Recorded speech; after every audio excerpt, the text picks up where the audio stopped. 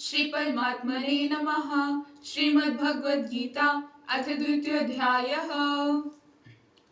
भयाद्रणादु परतं मंसयन्ति त्वं महारथः, येषां च त्वं बहुमतो भूत्वा यास्यसि लाघवम्।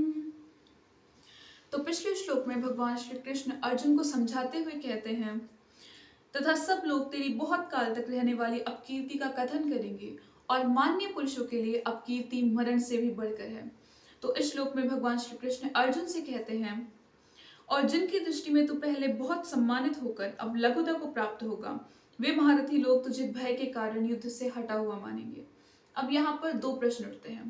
पहला ये कि जिनकी दृष्टि में तू बहुत सम्मानित होकर लघुता को प्राप्त होगा, इस कथन से भगवान श्री कृष्ण का क्या अभिप्राय है?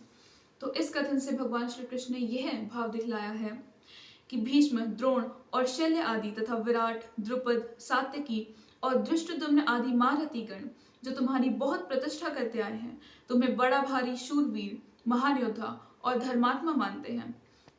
युद्ध का त्याग करके तुम उनकी दृष्टि में गिर जाओगे और वे तुम्हें कायर मानने लगेंगे। अब यहाँ दूसरा प्रश्न यह उठता है कि महारथी लोग तुझे भय के कारण युद्ध से हटा हुआ मानेंगे। इस कथन से भगवान श्री कृष्ण का क्या अभिप्राय है?